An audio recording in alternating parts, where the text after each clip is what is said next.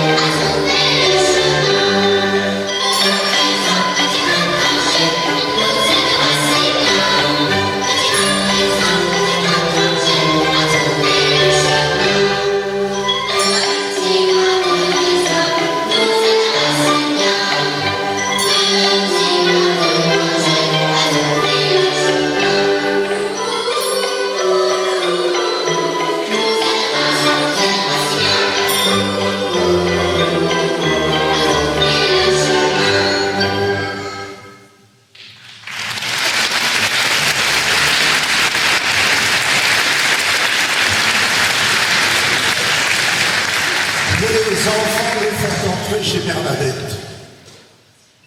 Pendant ces 40 années où elle a tenu sa boutique de chaussures, elle en a vu des vertes et des pas mûres. Des goûts et des couleurs, comme elle dit. Mais un type vêtu en marin, casquette, ciré, pull boutonné sur le côté, pantalon, nu-pied, ça, non. Il y avait bien eu ce chanteur qui, de temps en temps, animait la parade de la fête des vendanges. Ce monsieur chantait de belles choses. Elle se souvient parfaitement de lui. Il était beau à chanter sur la remorque décorée du tracteur. Elle se rappelle très bien que, le soir de ses 20 ans, il l'avait invité à danser. Et puis, il était parti chanter à Paris pour ne jamais revenir. Une fois, elle avait cru le voir à la télé. Mais c'était très tôt le matin et personne dans le village ne l'avait regardé. Bernadette était la seule à le garder en mémoire.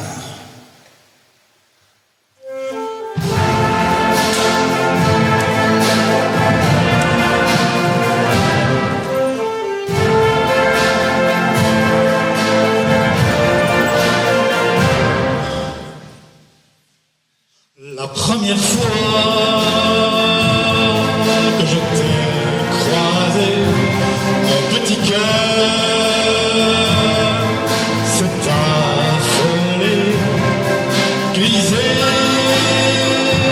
je t'ai tout de suite aimé, et j'ai dansé, et j'ai chanté.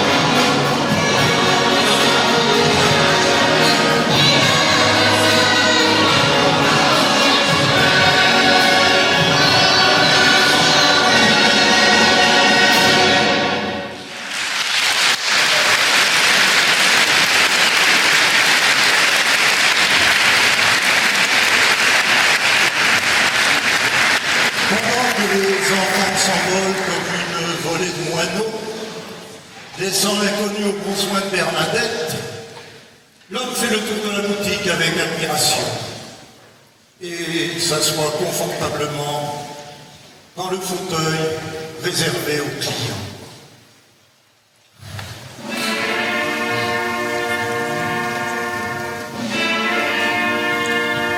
Bernadette s'approche tout sourire en lui demandant ce qu'il souhaite.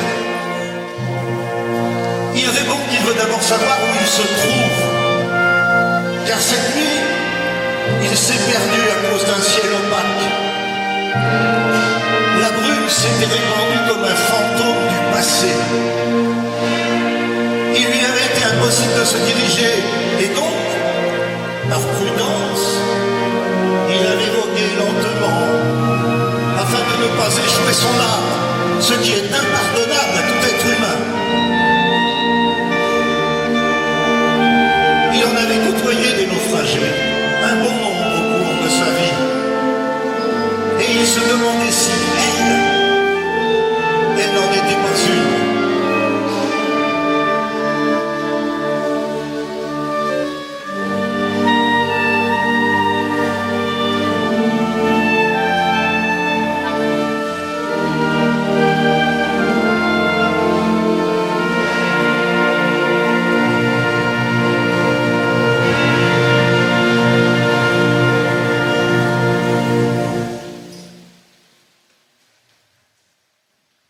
Bernadette ne comprend pas un traître mot de ce qu'il vient de raconter. Vous êtes à Haïs, fait-elle. Et maintenant que vous le savez, pouvez-vous me dire ce que vous désirez? Quelle pointure? L'homme éclate d'un rire joyeux qui emplit toute la boutique. Cet homme délire, pense Bernadette. Elle court à sa petite réserve et tout en sortant des bottes de pluie, 44, 45, elle téléphone aux pompiers pour qu'ils viennent examiner cet homme qui visiblement a perdu toute sa lucidité. Ah, vraiment, c'est bien avec elle. Quand elle revient, les bras chargés de boîtes de chaussures, il dort. Et il manque pas d'air celui-là. Et puis regardez-moi, ses pieds tout crottés. C'est pas possible, pense-t-elle. C'est pas possible. C'est vraiment pas possible, pense-t-elle. Hein? Ah oui, elle veut le réveiller. Eh oui, seulement voilà, au moment où elle veut le réveiller, elle se ravise, pensant que les pompiers allaient le faire bien mieux. Et elle reste là, plantée à le regarder dormir. Il sourit dans son sommeil.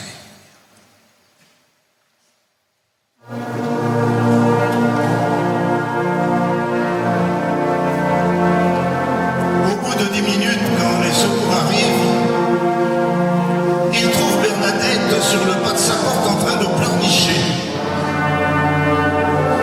Doucement, le jeune caporal volontaire lui demande: il y a quelque chose qui ne va pas, madame? Il vous a fait du mal?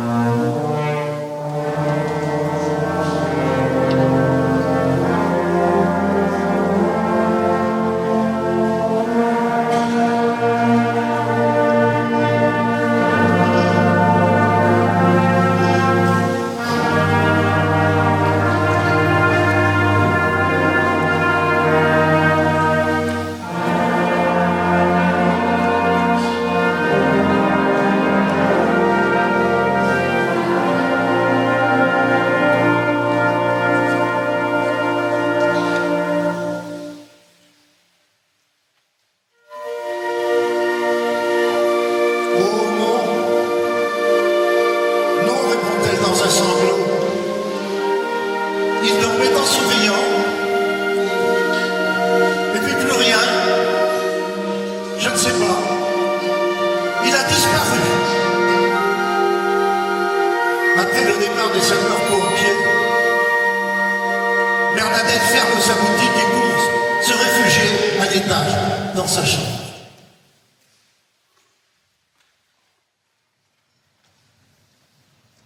Le lendemain, elle entend Mireille et Simone, deux de ses vieilles clientes, tambouriner à sa porte.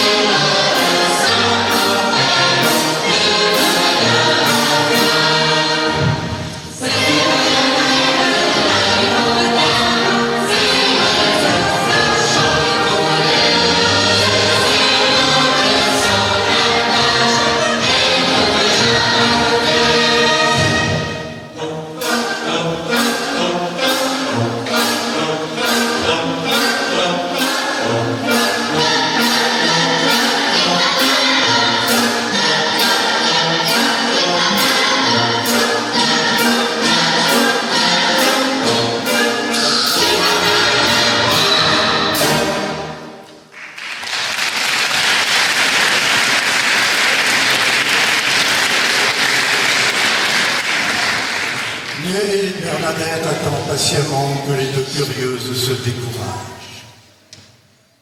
La boutique reste fermée 2 jours. Au bout du 3e, le maire vient toquer à la porte. Ah, elle le connaît bien, le gros Léon, depuis l'école primaire. C'est un homme bien. De sa fenêtre, elle lui dit « Je t'ouvre, Léon !»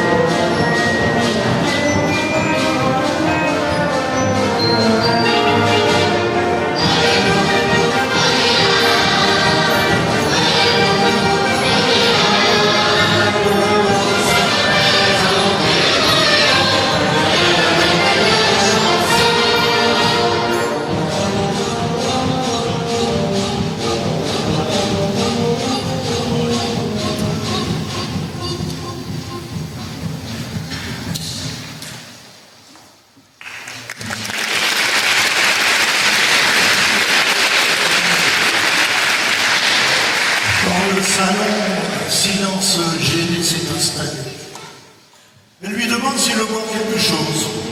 Il accepte un petit verre de vin tranquille. Puis il lui fait part de ses inquiétudes.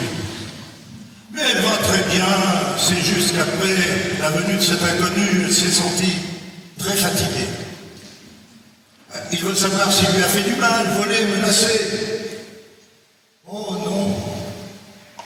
Mais il a disparu, répond-elle. Rassuré, le maire lui montre le journal et lui arrache des mains. Il titre en caractère gras « Le marin des vignes ». Elle lit avec avidité. Dernière nouvelle, l'affaire du jour, le marin des vignes. Dernière nouvelle.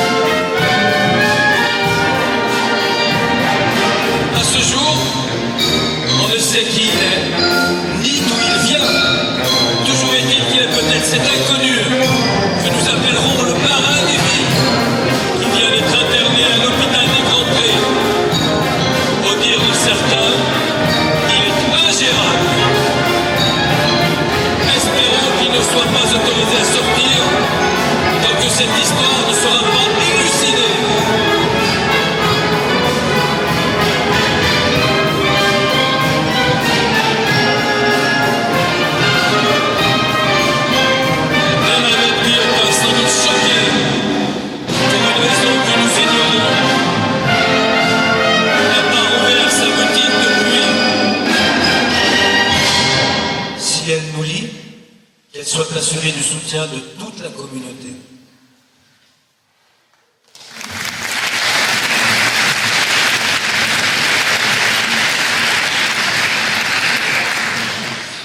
Après la lecture, Léon dit « Alors tu en penses quoi ?» Et Bernadette répond « Absolument rien ». Elle rouvre sa boutique et cette vieille cliente qui attendait un signe depuis des jours et des jours débarque pratiquement dans la minute, avec d'autres qui avaient l'habitude d'acheter leurs chaussures à la galerie marchande de Migros ou Grand Épanie à 30 km de là. Alors, c'est vrai ce que raconte le journal devant Mireille. Et Bernadette lui répond « J'ai de belles charentaises en solde, tu ne m'as pas dit qu'elles étaient trouvées ?» Oui, je veux bien les essayer. Puis, Bernadette se tourne vers les autres femmes et déclare « Pendant que je vais à la boutique, il y en a qui veulent voir une paire de chaussures. » Après un petit temps, Simone répond que oui, elle veut bien voir les ballerines les rouges. Celles qu'elle lui avait montrées l'année dernière. Rien d'autre lance Bernadette à la cantonade, toute fondant de la tête. Mireille prend place dans le fauteuil et demande: il s'est évanoui où, le marin? Là, exactement, dans le fauteuil.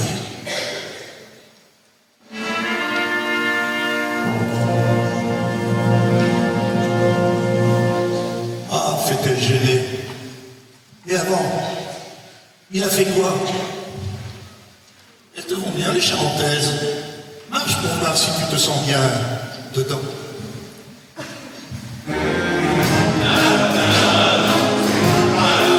Tout en arpentant le sol de la boutique, Mireille dit: tu as dû avoir comment peur quand tu as vu débarquer Steve.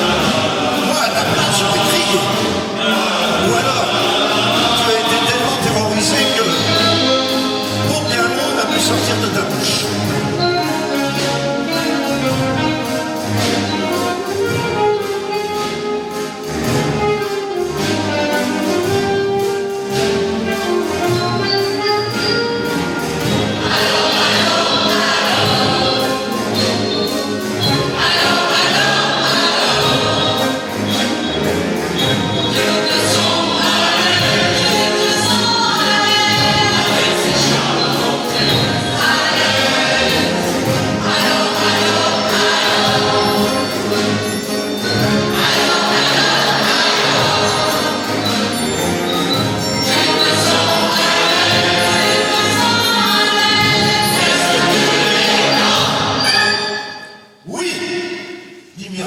En trouvant 30 €, c'est quand même pas donné. Ouais. C'est pas donné. 30 €, c'est vraiment pas donné. Elle sort son porte-monnaie pour payer et Simone en profite pour prendre place dans le fauteuil de l'évanouie.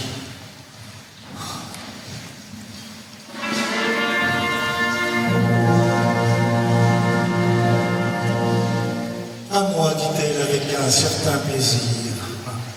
Elles sont belles, les ballerines.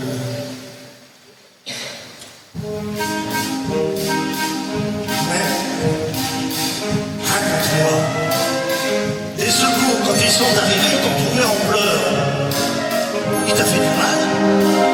Oh, pardon, tu ne veux pas en parler.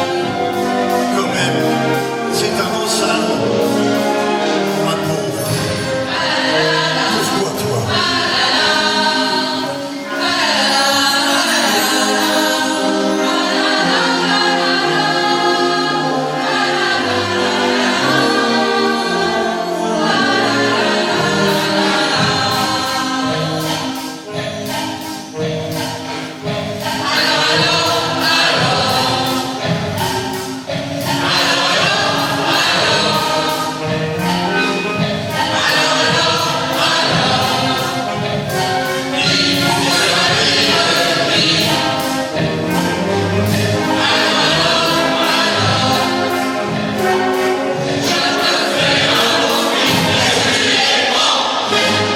C'est 40 €. Et Simone, qui est d'accord, part chez elle, les ballerines, chercher ses sous pour payer. Chercher ses sous.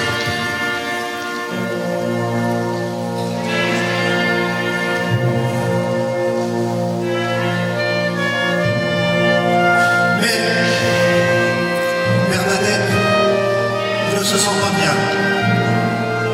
Elle s'assoit dans le fauteuil et fait signe aux femmes de sortir. Elles partent toutes en silence, à tête basse, comme on quitte un enterrement. Au bout d'un moment, tout en fermant sa boutique, Bernadette se demande pourquoi elle a laissé planer le doute sur cet homme qui n'est très certainement pas méchant, le désir d'être importante.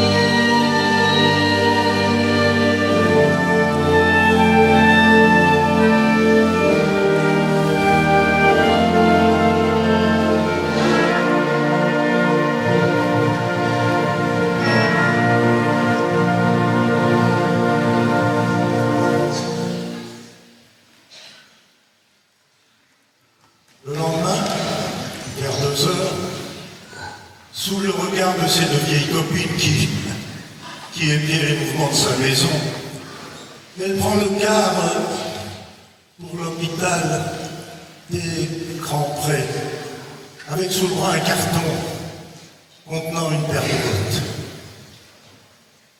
Elle se souvient que petite, en compagnie de sa mère, elle a fait quelquefois ce chemin. Elle allait voir une vieille tante qui, un beau jour, avait décidé de ne plus se lever de sa chaise qui se tenait près de la cuisinière à bois. Le paysage n'a pas tellement changé, avec ses vignes, ses montagnes. Le silence règne. Pour tromper son ennui, le chauffeur met la radio.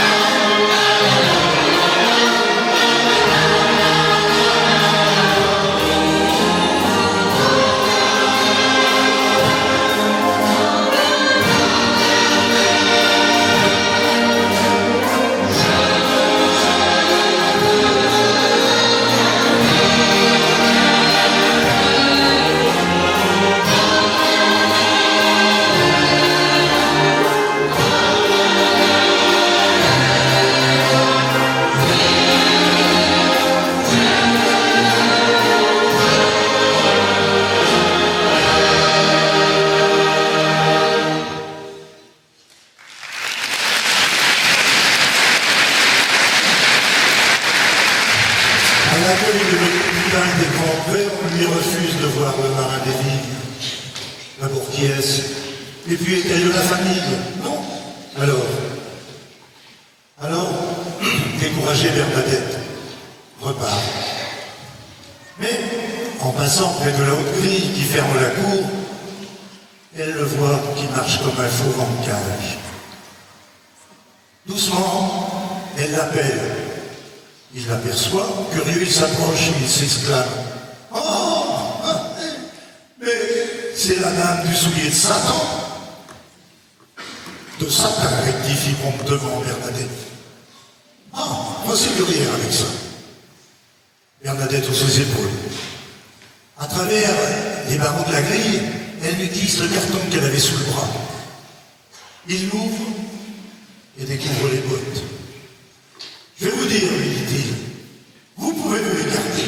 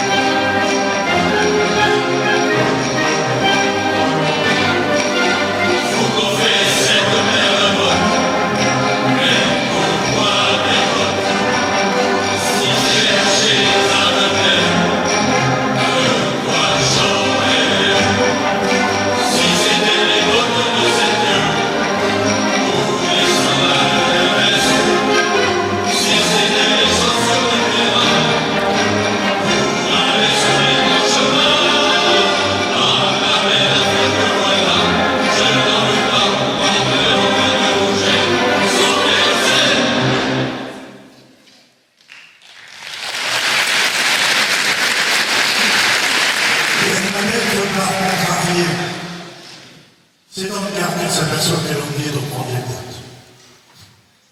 Tant pis, pense-t-elle. Elles profiteront bien à quelqu'un.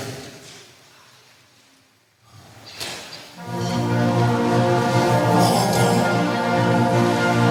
contrairement à ce qu'elle avait cru, elle ne se sent pas triste ou désespérée. En mangeant sa soupe, elle décide qu'elle n'ouvrira pas la boutique le lendemain, ni les jours suivants.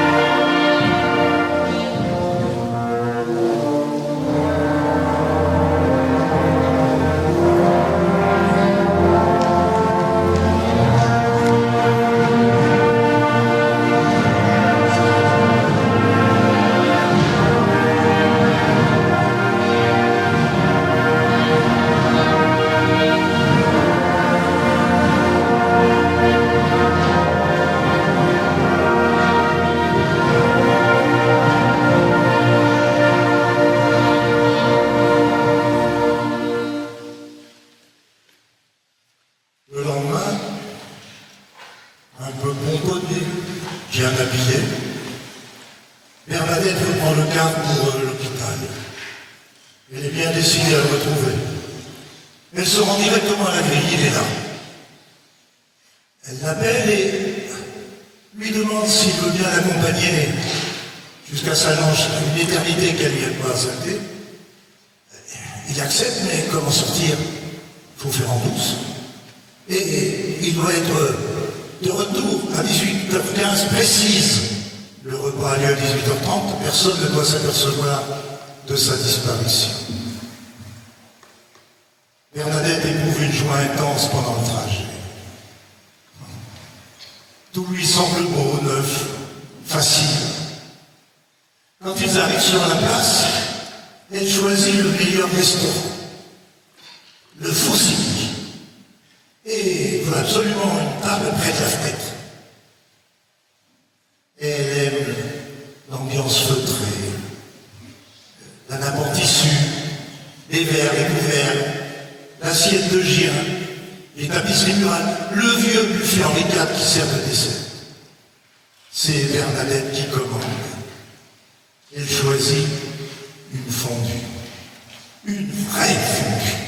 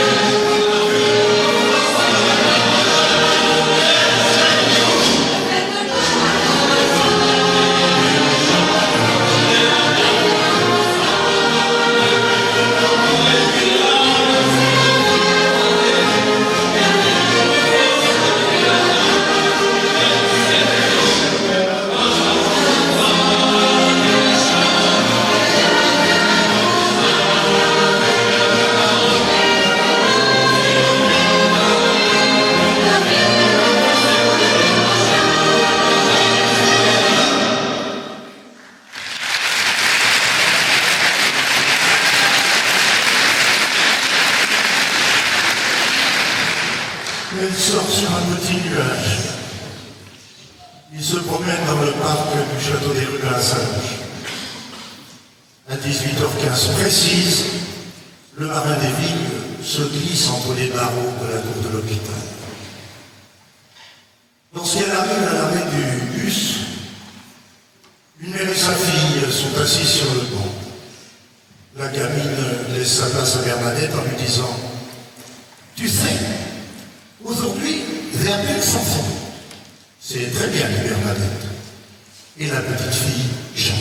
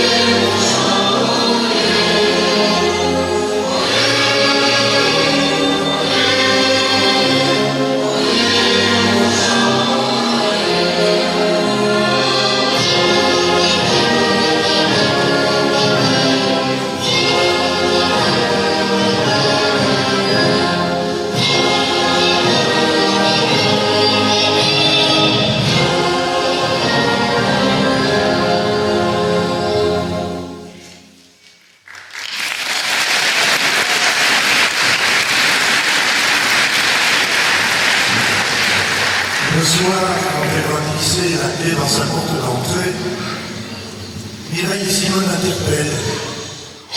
Les deux vieilles dames lui lancent en même temps. « Mais t'es passé où? Avec ton marin des vignes ?» J'en reviens. Alors il est comment? C'est un monsieur très bien, un bon fond. Les hasards de la vie l'ont conduit ici. Je crois qu'il va s'en sortir. Et il est intelligent, vous savez, très intelligent, leur répondait. Ah bon? Alors, il se souvient? Non. Il m'a dit avoir juste entendu le bruit d'un moteur dans la brime. Et puis, le trou noir. Peut-être qu'un camion, un tracteur l'a heurté. Mais il n'a aucune blessure. Quant à la disparition de ses chaussures, c'est un vrai mystère, dit-elle, en refermant la porte derrière elle.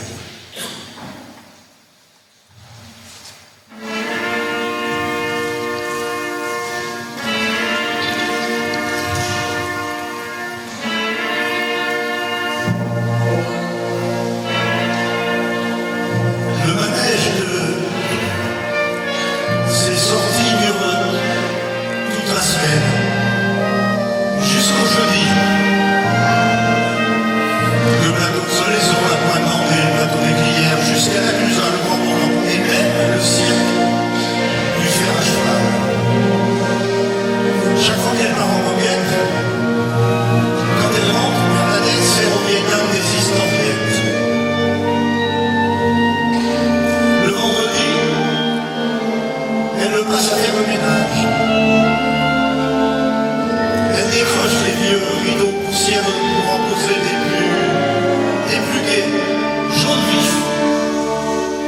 les pièces, jette des bibelots, secoue les tapis.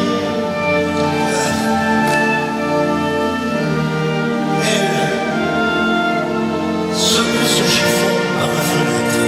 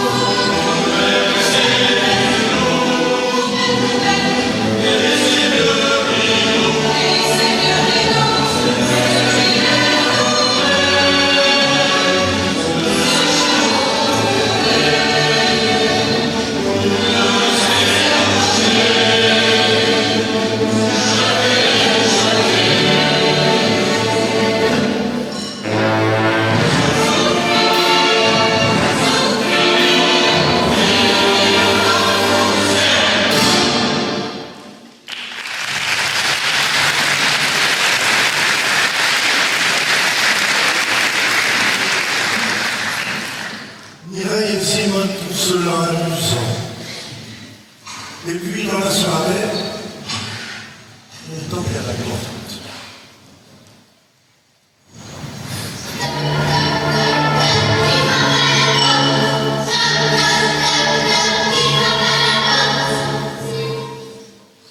Bernadette, de bonne humeur, leur ouvre et les invite à entrer.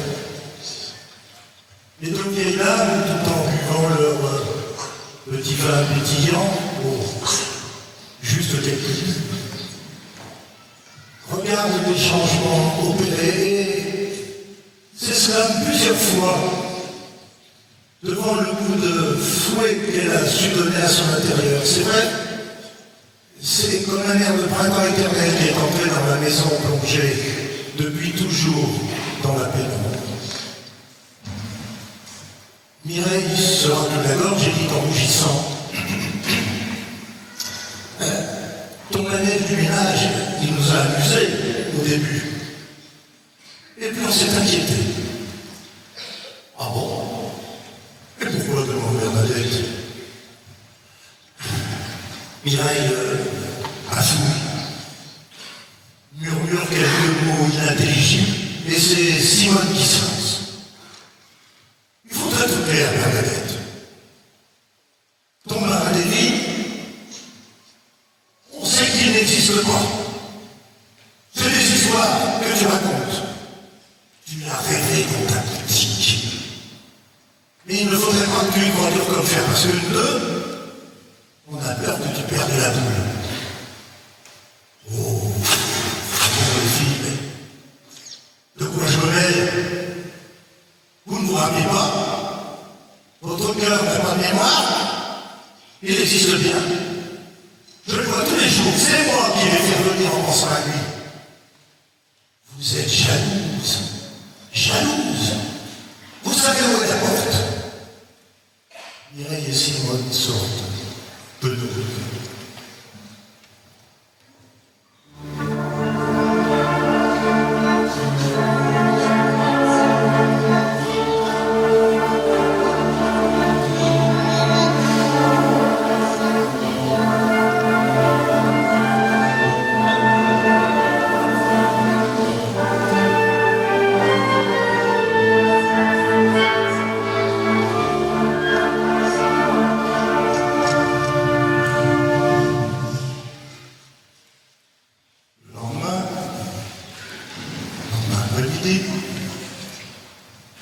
Ton bonnet, bien habillé.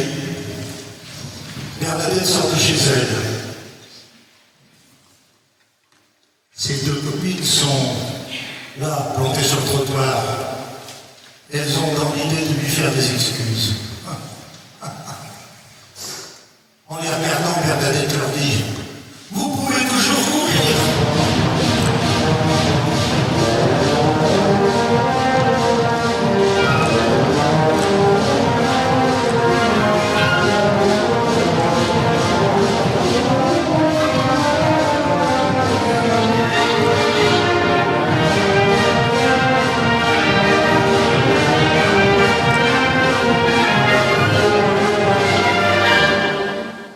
Elle n'a pas le temps de finir sa phrase.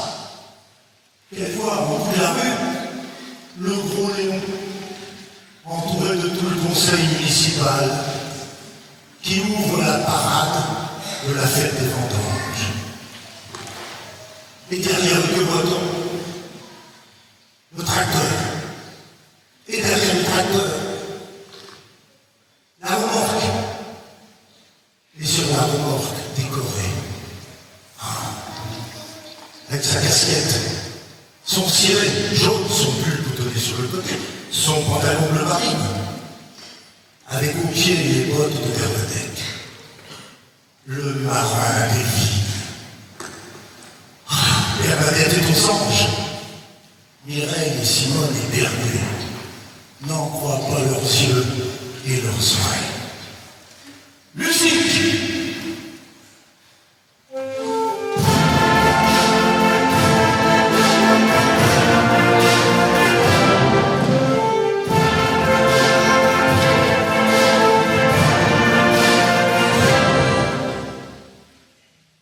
La première fois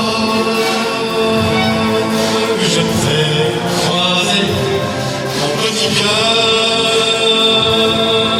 s'est affolé.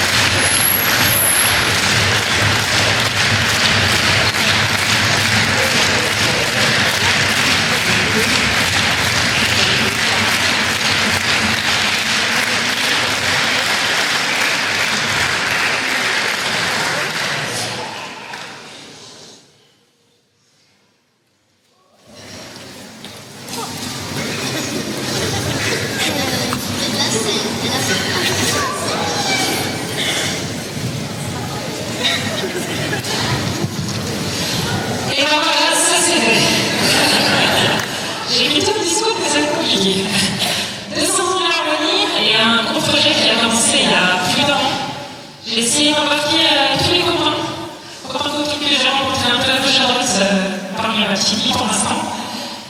Et voilà, c'est ça le résultat. Enfin, je suis très très très heureuse. Merci beaucoup énormément.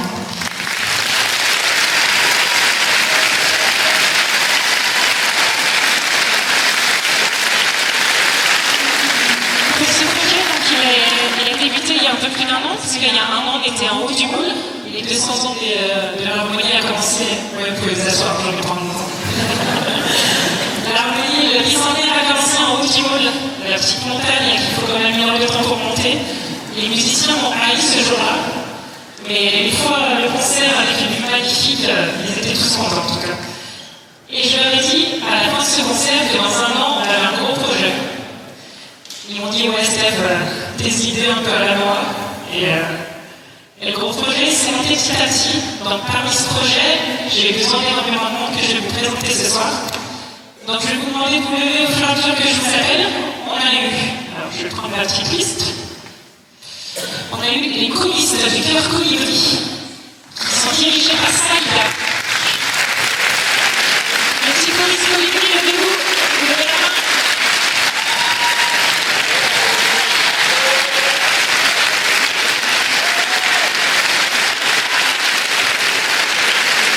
Parmi eux, il y a les élèves de notre classe de solfège, tous les élèves de formation musicale de l'école de musique, qui sont dirigés ce soir par Aline. Il va aller s'excuser, mais voilà. Ils sont parmi les petits bouchons là-bas.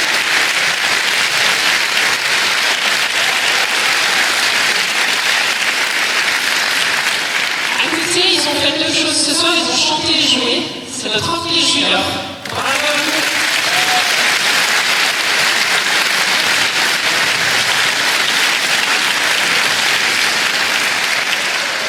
Parmi les chanteurs, il fallait des voix un petit peu plus anciennes, on va dire.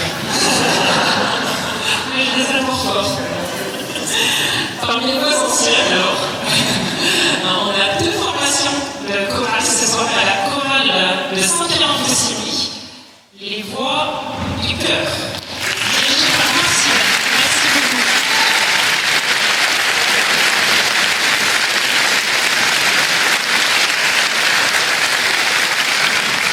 Il fallait 2 chorales avec eux pour chanter. Donc on a la chorale Doucement les basses de Alice, dirigée par Jean-Marie. Merci.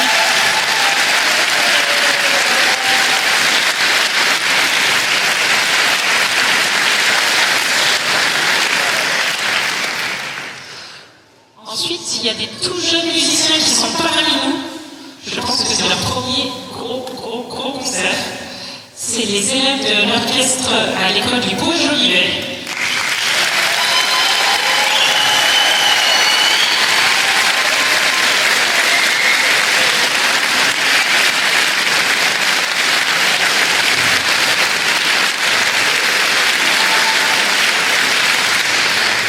Alors, ces élèves ont chaque semaine le cours d'instrument, le jeudi, avec certains professeurs qui ont celui. On a Patrice, on a Brigitte. Ils sont où les professeurs? Levez-vous les professeurs, comme ça je vous vois. On a Vincent, on a Fabien et on a Perdi qui nous accompagne aussi ce soir.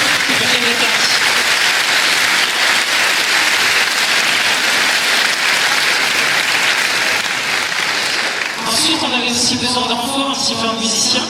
Donc on a tapé un petit peu à gauche à droite. Dans nos connaissances, on a l'harmonie, on a pas mal de musiciens de l'harmonie de Régnier. On a les musiciens du Mont-Saxonais et j'ai les copains du Bras Naturel qui sont venus ce soir. Un grand merci à vous tous.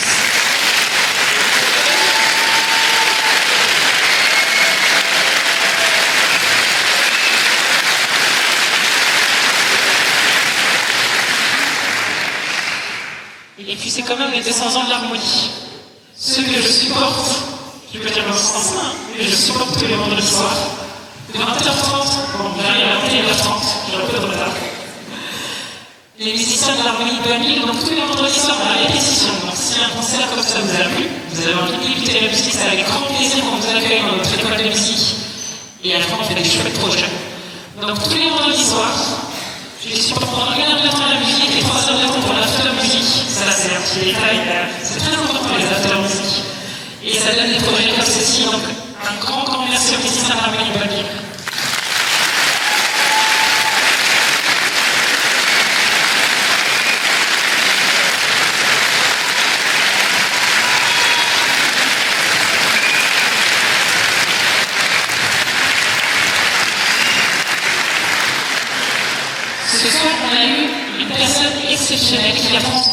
c'est pas faire. Même moi, une poésie, j'arrive pas. Alors imaginez comment il a dû travailler. Un grand bravo à Paul ce soir à la narration.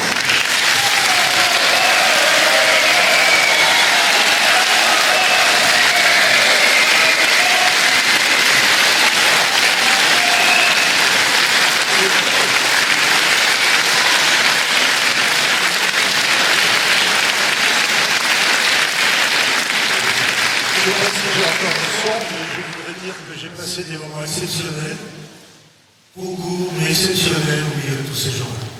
Et je les remercie.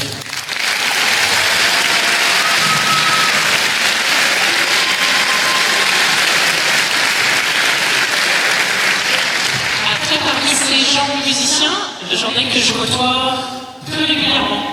Que je mette des messages, SMS, WhatsApp, 24 heures sur 24 à n'importe quelle heure. Je sais pas pourquoi, ils dorment pas beaucoup, puis moi non plus.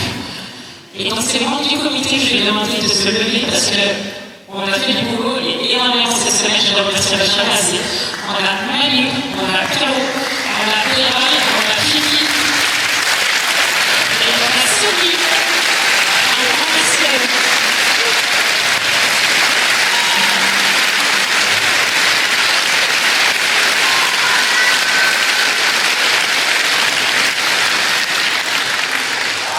Et pour finir, avec tout ce petit monde, fort sympathique qui vous donne peut-être à la baguette.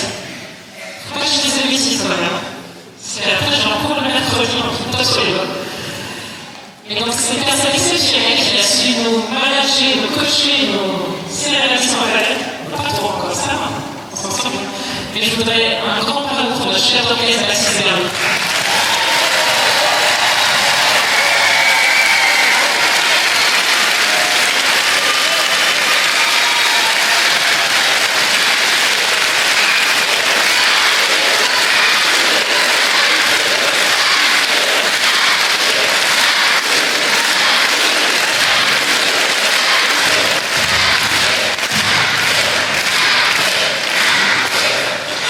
Et ce soir, si vous m'entendez si bien parler, c'est parce qu'à l'assaut, il y a une personne exceptionnelle aussi, qui est musicien aussi exceptionnel, et que je remercierai énormément aussi pour tout ce qu'il a fait au son et lumière. Nous avons Sébastien Bezin.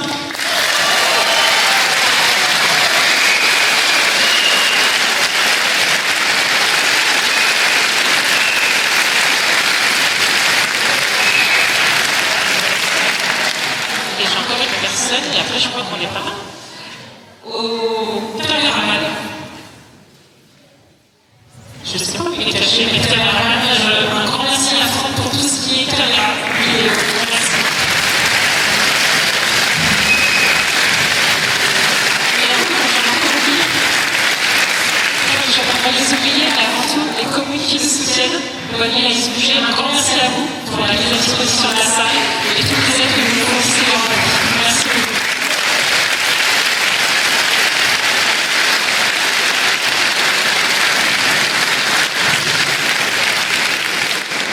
J'ai pas fini. Grâce à cette soirée, pour faire cette soirée, on a eu besoin d'énormément de monde. Donc un grand merci à tous les bénévoles. Énormément merci parce qu'on va faire un gros boulot. Et sans vous, c'est un peu compliqué. Merci beaucoup.